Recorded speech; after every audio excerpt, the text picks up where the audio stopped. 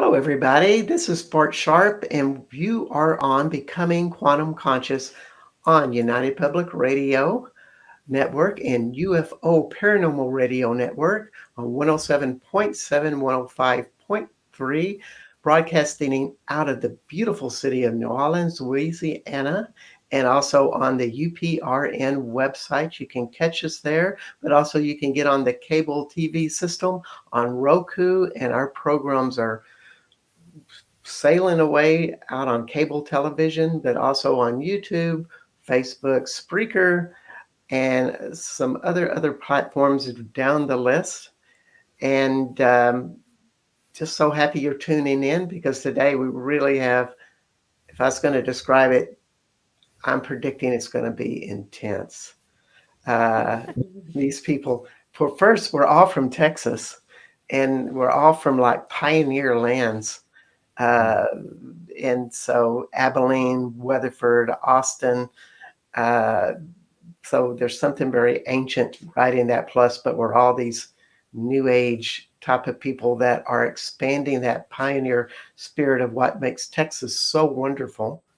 We're not all cowboys and rednecks and come from the heritage of John Wayne. We come from a place of invention, taking it to the edge. And that's a really good description of Shannon Gil and Russ von Ohlhausen. They are pioneers, innovators, and inventors in the fields of astrology, Buddhism, ecstatic dance, Jungian psychology, and the list goes on and on. I'm going to read a little bit of description. Uh, well, maybe I just need to welcome you to the show, guys. Welcome, Shannon, Russ. Yeah. Thank Thank you, you. Bart. So Thanks for happy to having be us. here. Yeah. Yeah, it's really exciting. This has been a show that's been in the brewing. Some of them you really anticipate going, this is going to be intense. And so just to put that out there to the listeners that are popping in and out and or just staying, we'll appreciate it if you stay. If you got questions for these folks, please send them our way and they'll be happy to answer them. And I'm just going to read a little bit about both of these with their bios. Shannon Gale, she's the, I'd say the pretty one, but he's kind of pretty too. Uh, Oh no. Shannon Gil synthesizes evolutionary astrology, Buddhistic philosophy, Jungian psychology, sacred embodiment to create an alchemical healing experience for clients and groups. She received her degree in Buddhistic psychology, dance therapy from Naropa University in Boulder, Colorado, has professional certifications from the Archetypal Academy, the complete course of evolutionary astrology, and recently graduated from the Lotus Energy Institute Mystery School. Shannon is a past president of the Astrological Society of Austin, and in 2005 founded the Rhythm Sanctuary Ecstatic Dance Movement in Colorado. And I've just been talking about their ecstatic dance practice they do in the town of Wimberley, which is kind of a satellite town of Austin where Old West meets New Age, and somehow they get along in a German culture environment. It's wonderful. And Russ von Ohlhausen is a internationally recognized research astrologer, writer, and consciousness catalyzer, a student of Buddhism, Hermetic, and Christian philosophies. Having lived briefly in Tibet, his work echoes a spiritual undertone synthesized with a long-time study of science, religions, myth, metaphysics, and most importantly, nature. And has a real fascination with how the teachings of Jesus are applied in a new way today in an earth based, nature based, astrological based, scientific, quantum based. He's a man after my heart. Welcome Hmm. to the show, you two. Hmm. Thank you Thank so you very much. much. Yeah. Really, really happy to be Happy to here. be here. And on that note of us sharing our Texas roots, I have to say it's quite an amazing synchronicity that my grandfather, who was a doctor on the square in Weatherford, was your doctor at times, that you actually went to visit him. Dr. That's quite Roan. amazing. Dr. Roan, Yeah. that's right. Yeah, it's a small world. In Texas, nothing's small, particularly the population of over 30 million. In those Yeah. days is around 4 million, something like Hmm. that. And one of the things that you two do is the Shift Foundation. Why don't we just start with that? There's so much to cover, so I'm just going to be quiet and tell us what the Shift Foundation's about.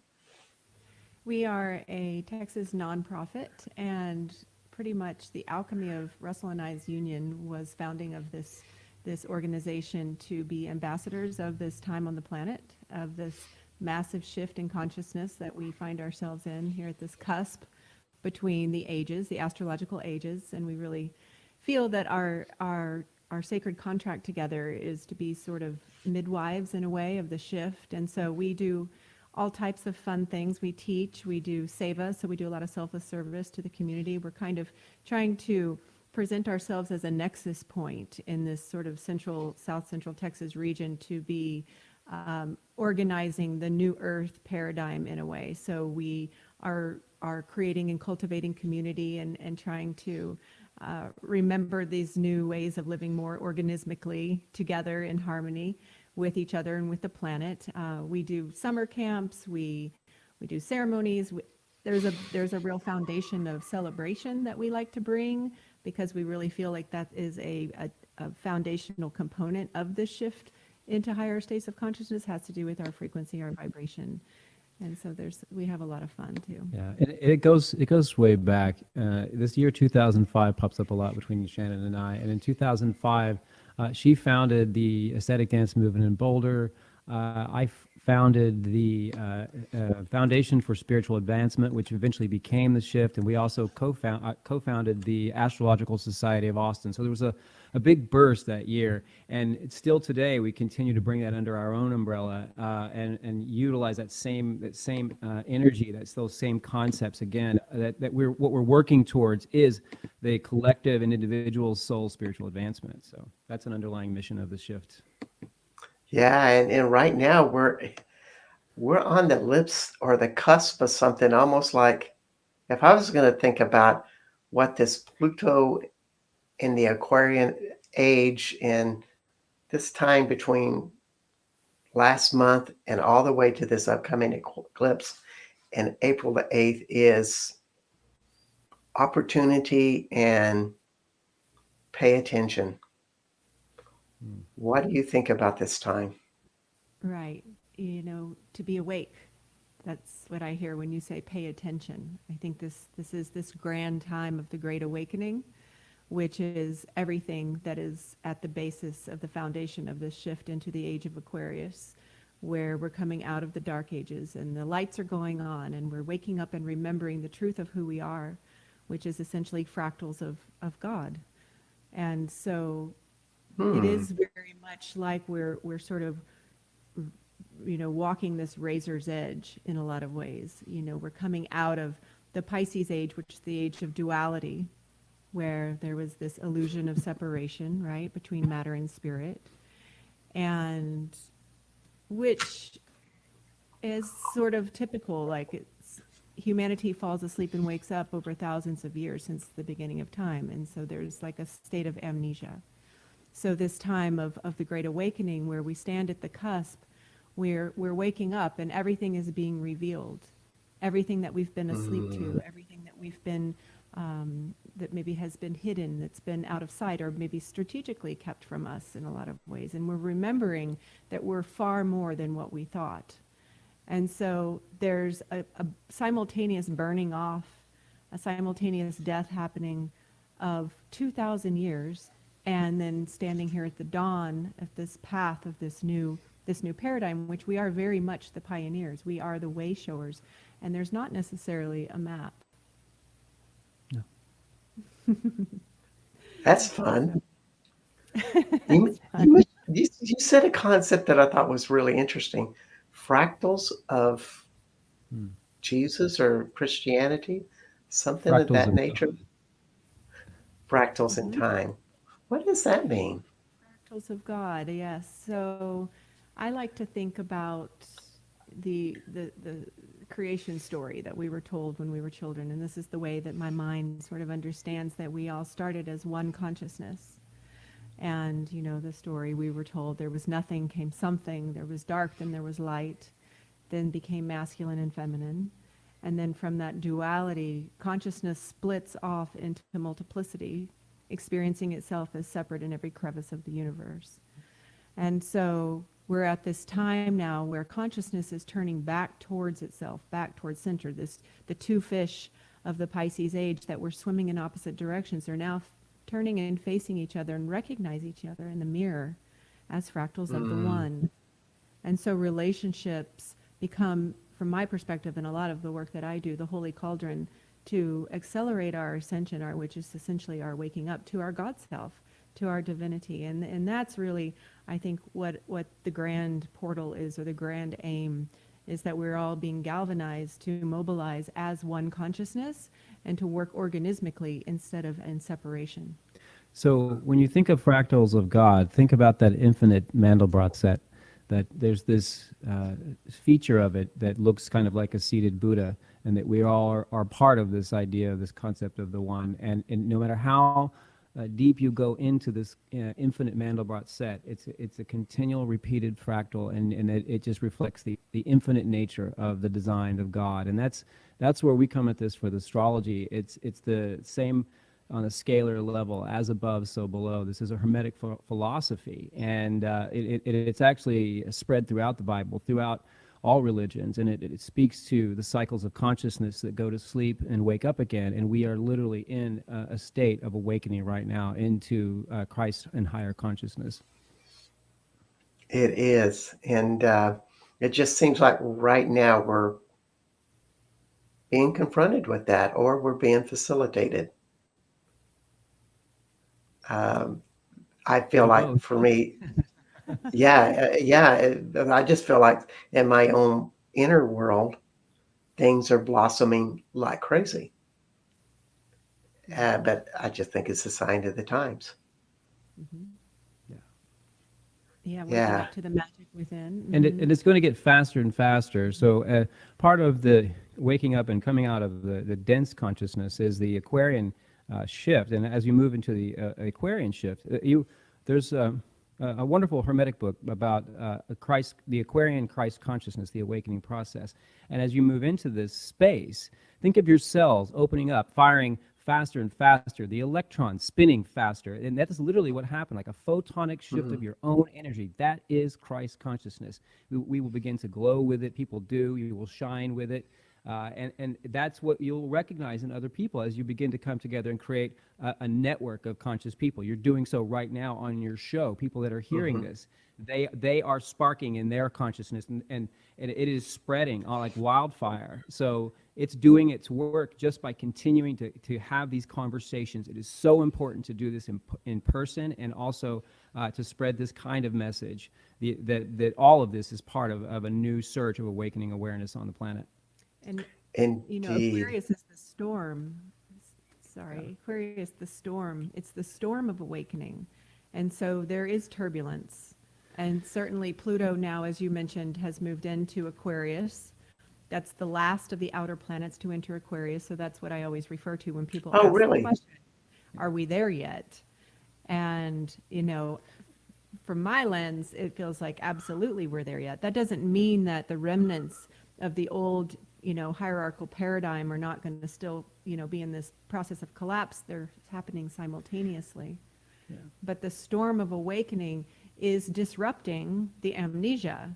And so in this time of the apocalypse, the great revealing, we're seeing everything. We're seeing, the light coming on even stronger. Like you say, it's happening, it's exploding within, in your cells and in your chakras and in your heart. But we're also having to witness the darkness rising and decaying on the planet. And so this, I feel like, is that razor's edge that we're being asked to walk, because we are basically becoming master alchemists, where we don't polarize between the light and the dark, and we trust that there's actually wisdom in the darkness, there's intelligence in the darkness, because of the fact that we evolved alchemically, and like the Carl Jung term I like to use is an antidromy. It's the contrasting force, that opposing force that is actually the necessary component to our awakening.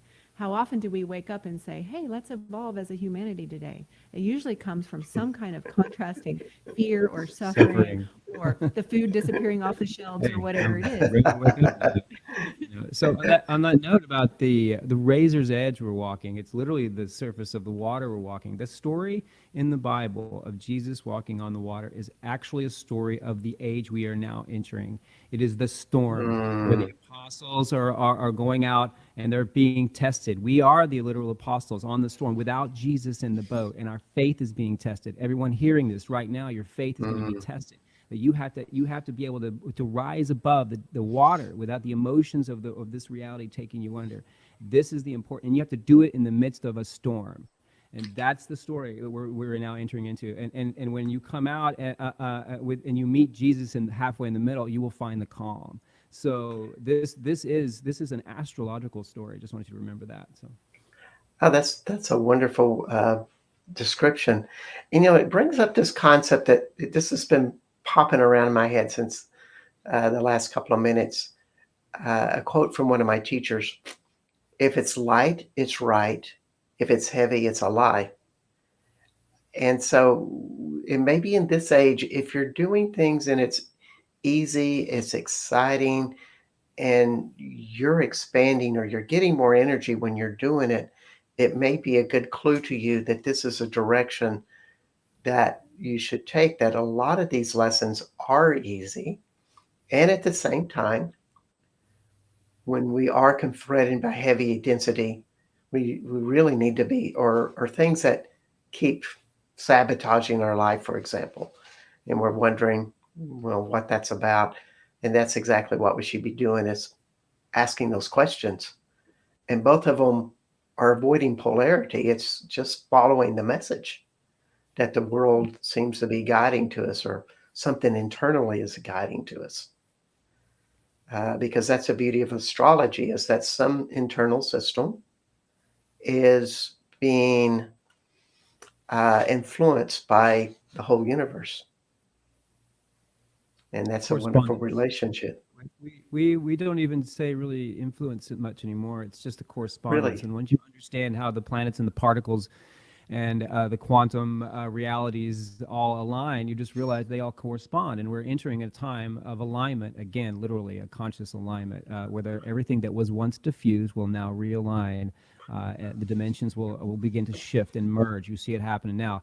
I don't know if you talk about some of these crazy realities we see happening, but aliens appearing in the mall was on the news recently. So dimensions are shifting. Literally.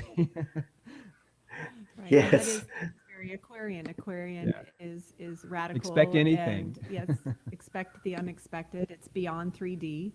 And Pluto is the planet that is about transformation, is about alchemy. And so there's going to be a real transformation of our reality, of our consciousness, of our entire humanity. So we're definitely Mm. in for a ride. The devil It, may it, have a lot it, of tricks up his sleeve. You never know. yeah, I mean, everybody defines their life by, whether they have good or bad things, as opposed to, well, we always have things that confront us that we could call bad, but when we stay in touch with that wholeness, I think that's what this new age is really trying to get to us. A lot of people that are in that polarity of the Passion, a lot in the duality, they seem to be being confronted pretty darn abruptly, and they're not taking it in a easy way, Yeah, it and seems. the way that I like to understand the challenges that you've mentioned in our lives is that really we evolve just like nature. And so it's not summer all year, right? We have winter, we have fall when Mm, everything starts to die. And as an evolutionary astrologer, my work is about the evolution of the soul. So both the personal and the collective soul. And so a lot of the clients that I work with are going through those periods of soul death or soul decay, going into the underworld, the hero's journey, the shadow realm. And so I really try to recontextualize those challenging aspects as, again, part of the necessary enantiodrama to the awakening. And so we're sloughing off. We know the spiritual awakening process is about the death of the ego or the transformation of the ego. So when we go through those challenging parts in our life, even though it's extremely painful, most times whenever we look back, we realize I would not be where I am today if I had not gone through that very challenging threshold, or I might call it an initiation into the soul realm. Because, like the famous Rumi quote, the wound is where the light comes in. And when we're waking out of a collective amnesia, those shocks of awakening, whether it comes in the form of a loss or a breakup or some kind of distortion or complex within, they're actually that, again, an antidermia that's like that compost for the true transmutation, the true alchemy to happen, for the coal to turn to diamonds. So I really try to hold space for that, underworld experience for people, that there's something that's happening that's very important. On a collective level, what we see happening is the same. It's exactly the same. And I want to relate a quick story. Shannon and I were at the border convoy over last week. I guess it was about a week ago. And to see what consciousness is doing right now, it takes struggle to bring people together. People are fired up for Christ again. People feel the need for God again. They realize that they've let things go too far in this state. Particularly, we are the ones that are, the consciousness is raising. And I was like, I know it takes this level of suffering, but look at what's happening. It was like we were at a spiritual revival. Ted Nugent flew in on a helicopter and did the Star Spangled Banner last week. We were living the times. I had to go see this. Sarah Palin came in and gave a rousing speech to us from Alaska. It was amazing. So that's what's happening. We're living it right now. And but it took this, like, people had to get up out of their comfortable chairs and do this right now. So it's happening on an inside and outside. And as Texans, we're fired up about this too. It's like freedom, we're about that. Yeah, and I think in this age we're finally letting go of a lot of the things that the religions have taught us to be afraid of Jesus, afraid of going to hell, and therefore we shouldn't question it, and more importantly, should not create our own individual interpretation. And now in this age, that is rightfully being invented. Everywhere I go, people are finding their own understanding about all of this, which Which is is just the part of the awakening, which is so beautiful, right? Because it was in the Pisces age, it was a very hierarchical model with just a few that held the power over the rest. And now with Pluto in Aquarius, it's transformation of power to the people. The people are waking up and recognizing their own power and their own choice and their own sovereignty, which is the polarity point of Aquarius, by the way. So Aquarius is like the organism, all of us as a human family. The opposite sign from Aquarius is Leo. So in astrology, it's more optimal to consider it as 6 axes of polarity as opposed to 12 signs in the zodiac. They're 2 sides to the same coin. So Leo is the sign that is ruled by the sun. And the sun is our individual spark, our individual gift to life. What makes us special? What is our creative offering to the world?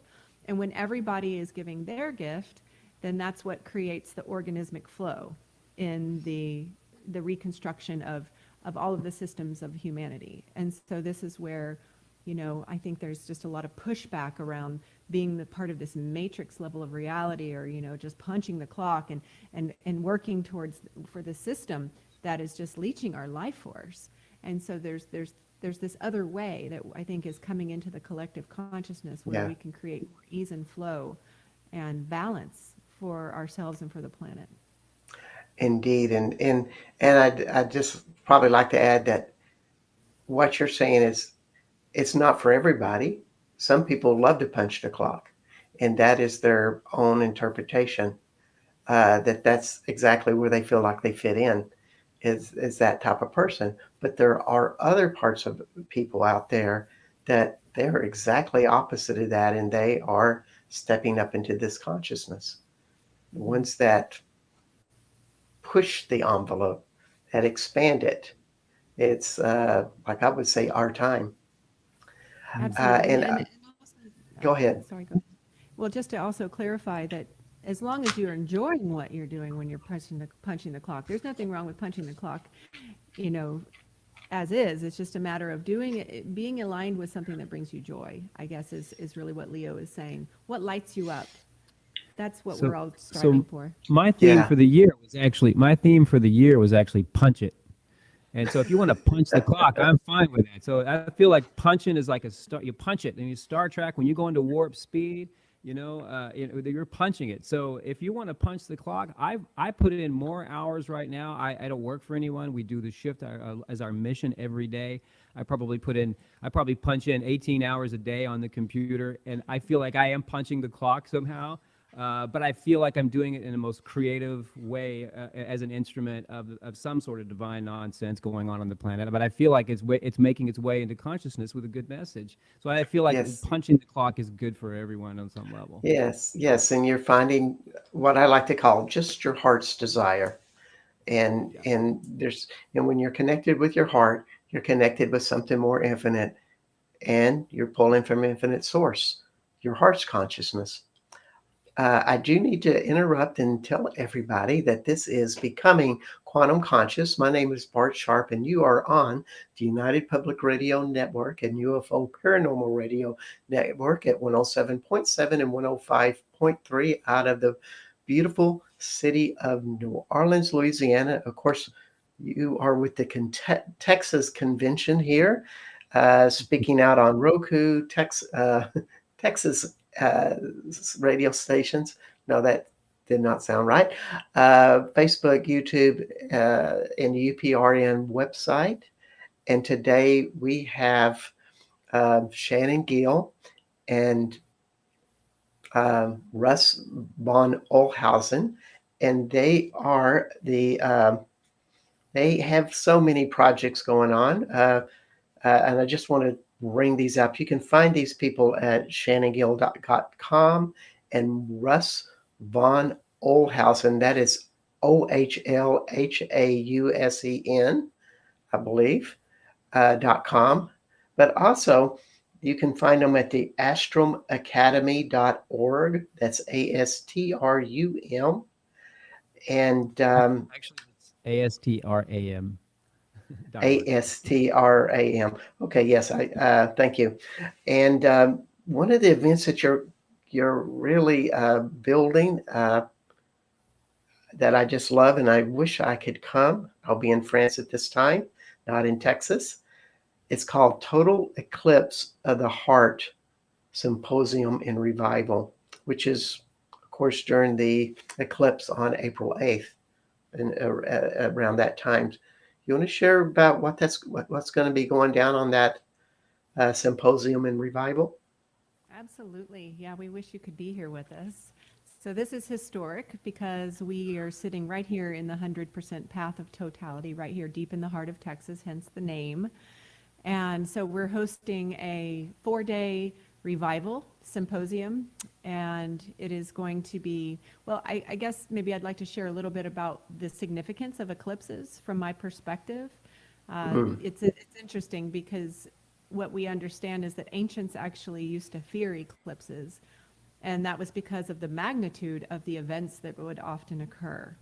And so what is the essential nature of an eclipse? And as an evolutionary astrologer, eclipses are the main events. They're the main turning points, which happen twice a year, every 6 months. They usually come in pairs. Sometimes there's 3. And it's basically a portal of time where whatever energy is present is magnified and then accelerated and shot through into the collective. And so, and it's non-dual, so good, bad, or ugly, whatever's going on or something that's been in the field or something that's been germinating can then just be accelerated into consciousness. And so, for example, the previous eclipse cycle in October, November, we had the Israel attack, right? So that was something very significant. And the axis that the eclipses are falling in is Aries Libra, which is the axis of war and peace. And Mm. so when we found out that we were literally right here in the heart of the 100% path of totality for this eclipse coming, we realized this is an opportunity. It felt like it really wasn't a choice. It was more like a service Now, because of just a second. When you say the path of totality, that means that the eclipse will be seen in this area. Is that right? 100%. So Okay. through the central part of the path, right where we are, we're going to get 4 minutes of total darkness, which that won't happen again for 20 years in North America. So the last chance, come to Texas. We have over 500,000 people coming to this region, and of course, it extends all the way up through North Texas. But Central Texas and the Hill Country region is a hotbed for a lot of this going on. There's expected close to 2 million people, possibly. So. and Okay. the Sorry to interrupt, but I thought it's important. Yeah, yeah. Yeah, so the solar eclipse is in the sign of Aries, and Aries is the archetype of the warrior. And not only is the solar eclipse in Aries, but there's 6 bodies in Aries, 6 planets, or there's Chiron exactly conjunct, and then there's several planets. That's a huge conjunction, or stellium is what we would call it in astrology, of planets in this one sign, which is Aries, which is the sign of birth. It's also the sign of the warrior, which is why we're saying calling all spiritual warriors. And we plan to hold this as a ceremonial container with a lot of very clear intention around working on a frequency level to bring in joy and peace and love and cohesion to counterbalance the intensity and the destructive forces that are also rising on the planet. And so we have a Tibetan monk coming that's going to be doing live Tonka painting and a sand mandala ritual. Lama Tashi Norbu from the Netherlands. Mm-hmm. He Wow. founded the first contemporary Tibetan Museum of Art. So we're extremely blessed that he's showing up to help hold this. Basically, we see it as a collective prayer for Mm. to tip the scales, because again, it's that sort of fine line we're walking right now between Yeah. the death and the birth. And so this is really just going to be a joyful revival 4-day experience that will climax on the Monday of the actual eclipse, which will be a full day of ceremony where we'll just be really amplifying all of these beautiful energies. So, is there anything that you would hope would change in your own personal life or what you see in humanity changing? Because we're also, I guess, the Pluto, I'm not an astrological expert, but the Pluto time will be transitioning out, and all the planets will have gone through their relationship with Aquarius. And then it just brings up this question, what's next? Great What's question. after that? Well, I see this as a marathon, not a sprint. We're really that we're cusping between the ages, and the ages are over 2,000 years long. So this birth canal that we find ourselves Hmm. in could be 50 Hmm. or 100 years, but it does feel like it's climaxing. We've been sort of having false labor. And so in response to your question about personal transformation, absolutely. The eclipses are when we get to take these quantum leaps in our own evolution. Or if someone's walking the tightrope between light and dark, they may slip off into some, density as well. The Aries Libra axis is also the axis of relationships. And so Libra being relationship, and it's all about love and union and we and peace. And then Aries being about independence and sovereignty. So we're also on a personal level dancing in that realm of the relationship dynamics in our life, which is a big part of the awakening in the Yeah. work. Could you give anybody advice on how they should be preparing for this? Because this eclipse seems to be more important than a lot of other eclipses. To me, it feels like the most important one I will be approaching that I've ever been aware of. I feel that in my gut. Mm-hmm. And I know how I'm preparing, but how would you advise people to prepare? And how would they encounter this during the April period? I feel very strongly that everybody on the planet was born to be here at this time. at this very incredible moment that's almost inconceivable to understand the magnitude, because we, if we look back, not 100 generations of our ancestors stood at this cusp where we are truly the pioneers of birthing this new paradigm, this new consciousness on the planet, and it's uncharted territory. So Aries, being the warrior and the pioneer, and like Russell said, his theme for the year is punch it. It's all about the activation force. It's all about being in motion. It's all about initiating your particular part of the puzzle. So the shadow, we look at the opposing sign of the axis where the eclipses fall to know where the collective shadow is, and that would be Libra. The collective shadow of Libra is complacency, or wanting things to just stay the same and not wanting the change. It's uncomfortable. I don't know, insecurity about this or that. And truly it feels like we're like at the gate here. And it's going to take us all initiating being a warrior in our own life, and that looks different for everyone. And that's the beautiful part. There's not one equation that fits all, but it's about, taking on that project, or healing that dynamic in your life, or owning your I amness. Aries is the I am. So it's personal. It's about what is our relationship to the light, to the source, outside of our role within all of our other dynamics where we serve. And when you brought up this concept earlier, the fractals of God, what I would apply to that is that there's a million different paths, and what an individual needs to find is their own heart's desire, and that will lead them into their own fractal to realize something greater of who they are. Beautifully And put, absolutely. so this is what's facing us. As we mentioned before, when we were talking before the show, you were telling me this most innovative way of doing ecstatic dance. And for those who do not know ecstatic dance, I'm going to explain it a little bit. And then I want you to tell how you do ecstatic dance in your group in Wimberley, Texas, and such. But ecstatic dance has been around for 20, maybe 25 years, founded by or invented by a woman named Gabriel Roth.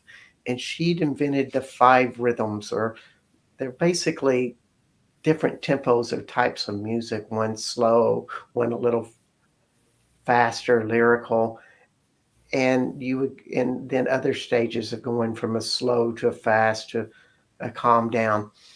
But it was about an emotional journey that people danced their emotional journey in a community or by themselves for this inner exploration. I've been doing this for 20 years, and I was totally intrigued to how you guys did it, because it seemed more spot on than any approach I've seen or heard of. So, with that said, would you like to share y'all's ecstatic dance practice? Sure, love to. And I love that we share this as well, aside from our Weatherford connection, that you're a dancer, because Mm. I got a message 20 something years ago. It was around 2004, sort of like a download, that dance was going to be something that was going to be very important on the planet. That it was almost like dance was an integral component to the Great Awakening, which 20 years ago I wasn't 100% clear of what was coming. I mean, I had a sense.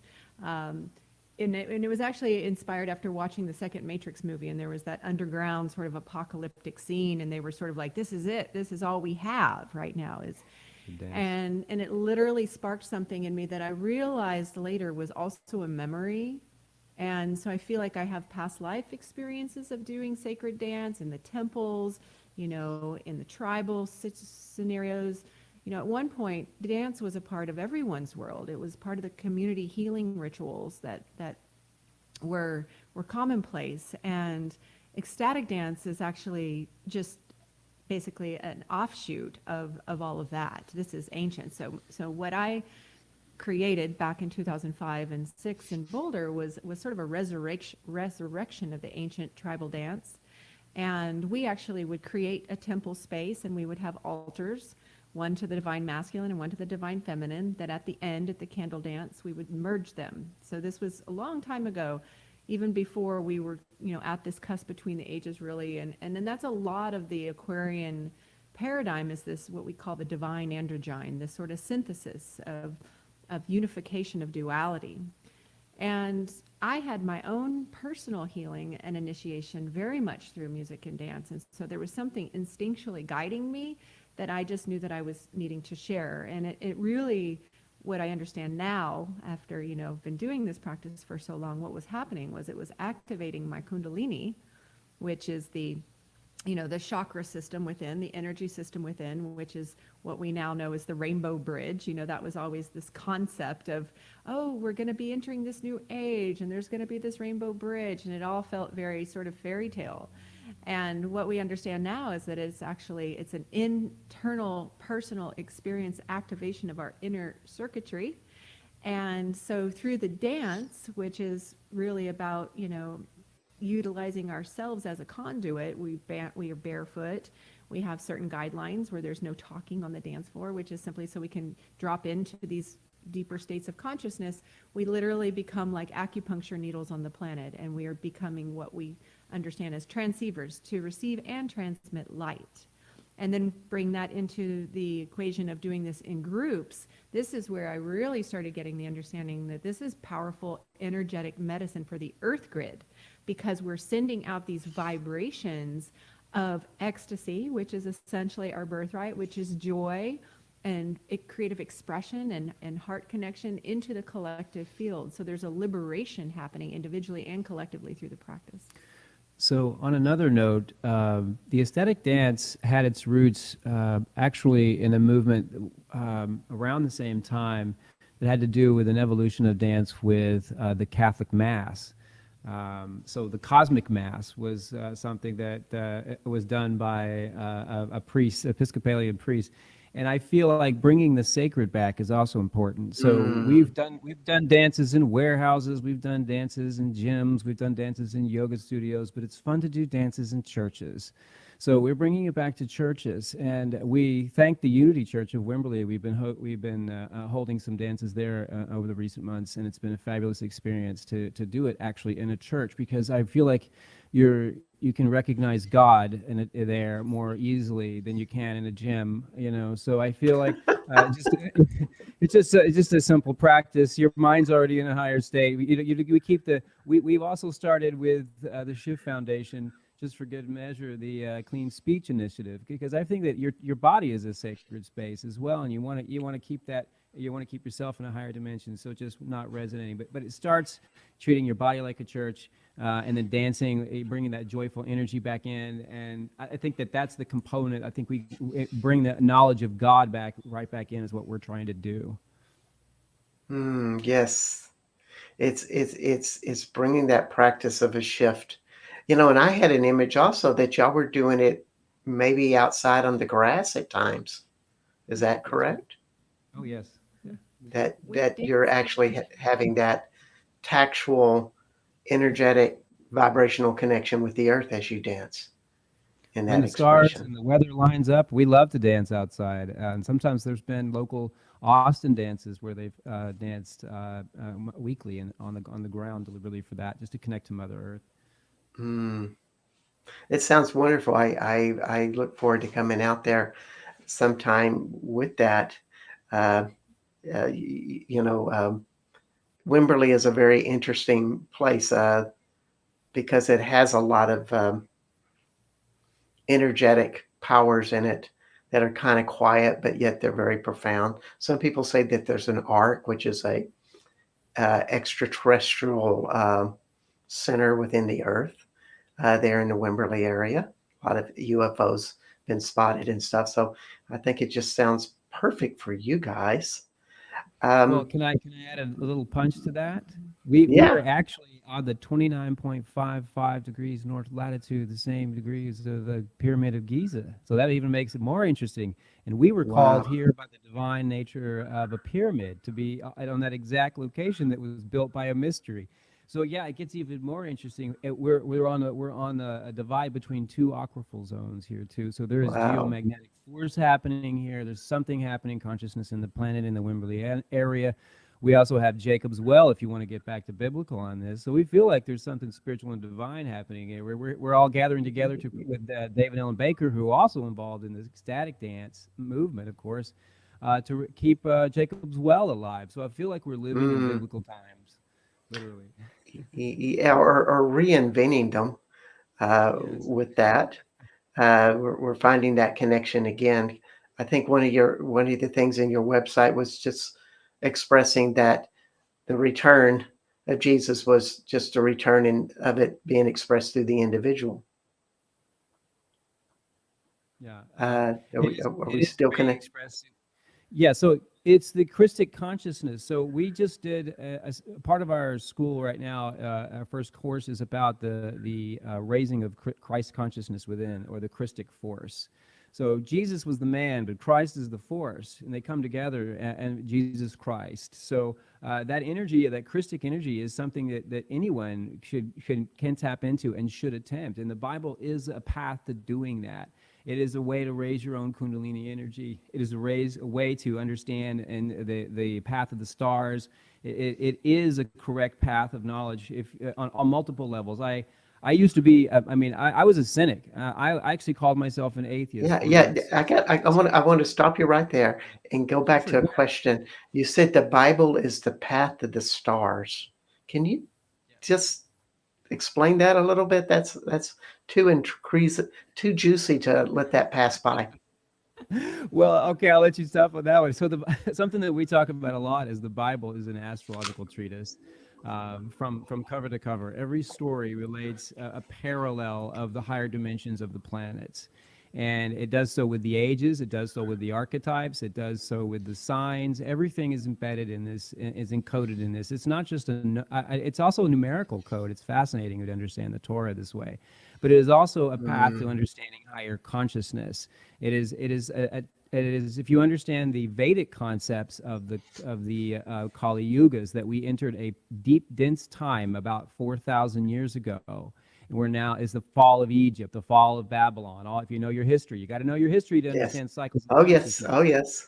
So as those civilizations fell, that information was preserved and transferred, and now it tells of the awakening of a higher consciousness as we pass out of the density of those two ages from Pisces. Now the awakening occurs in the time of Aquarius, and that first big pulse is now with Pluto and Aquarius in as we enter the time of Aquarius.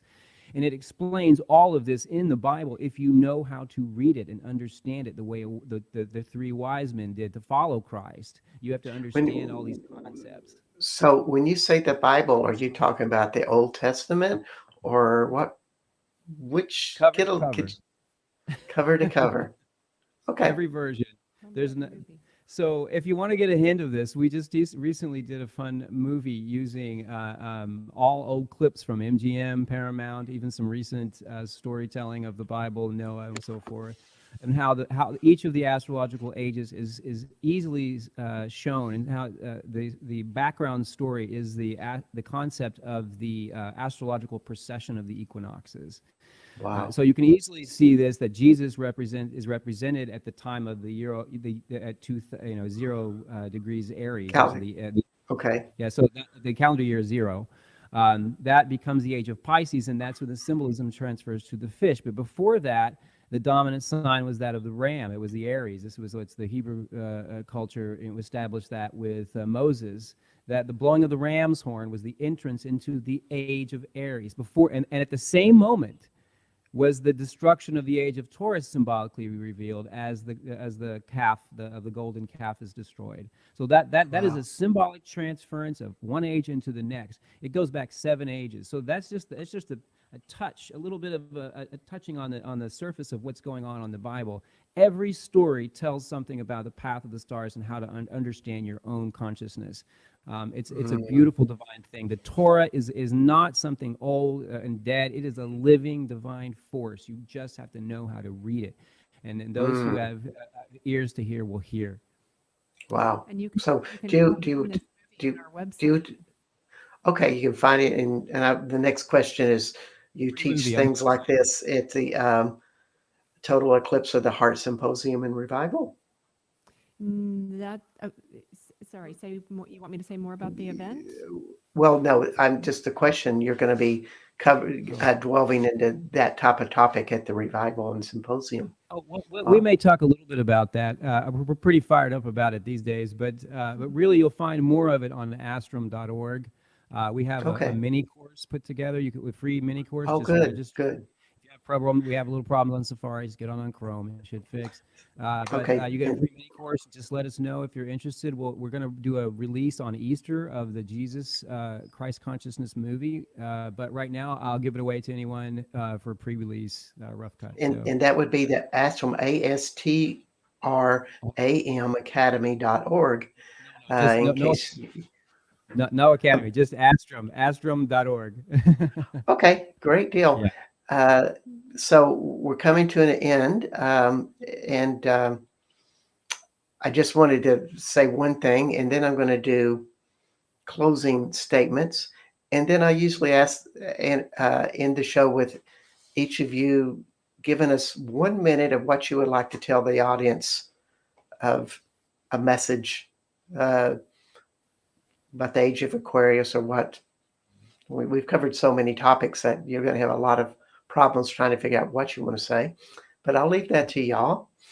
Um, so we've had Shannon Gil and Russ von Ohlhausen on today with all of this stuff about the wonderful age of Aquarius and so much more.